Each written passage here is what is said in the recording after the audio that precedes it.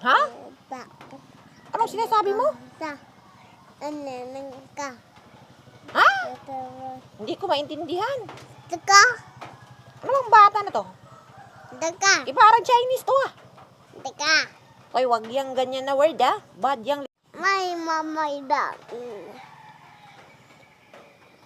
May mama idang bakit? Meron ba lang aagaw sa akin?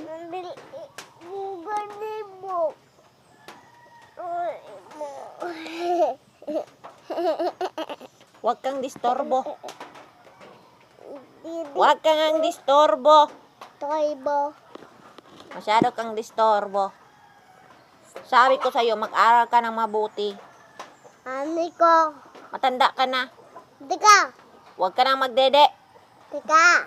Uy, bad nga yung litsi ka eh. Tika. Lola o, lolo o, yung apo nyo. Tika, maduro na ata.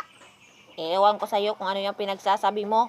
May lahing Chinese ka siguro. Bumalik ka dun sa China. Tika. Buron. Tika. Kahapon nga pala nakakita ko ng shared post. Ang sabi pa nila, Tika. kung magigere daw sa China, sino yung pambato ko raw? Sino yung ipapadala ko doon? Isabi ko, ipapadala ko doon yung pinsan ko, si Ate Cheche, at saka yung ate kong si Piat Mama. Kasi bunganga pa lang, rarakrakan ka na. For sure, pag narinig yun ng taga-China, uuwi yun sa kanila, nabingi.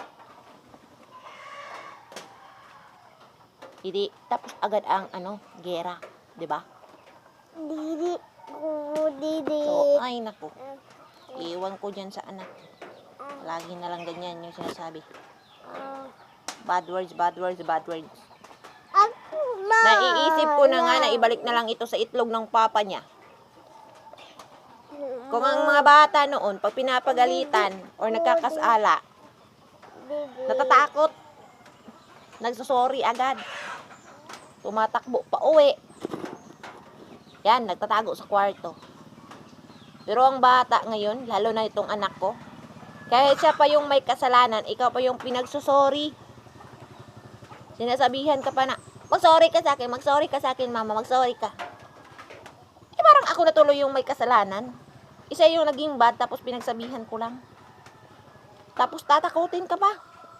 Sige ka, mama, pag hindi ka mag-sorry, ipapahuli kita sa pulis. Ipapakuha kita. Oh, narinig mo ba? May wiwi na. Papunta na dito pulis. Huhulihin ka na, isasakay ka na. Iba talaga ang mga bata ngayon na sa noon. Tayo, busis pa lang, nanginginig na ang ating mga tuhod noon pag naririnig natin yung papa natin at mama natin na galit. Eh ngayon, pag galit ka, tinatawanan ka lang. Tatakutin ka. Ipapakulong ka.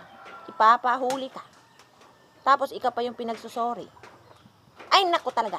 Iba na talaga ngayon. Nasa na ba ang hustisya? Ang dami nang nagbabago. Kagaya nitong ngipin ko. Ah. Di ba? Kung dati noon ay kumpleto. Ngayon may may space na sila.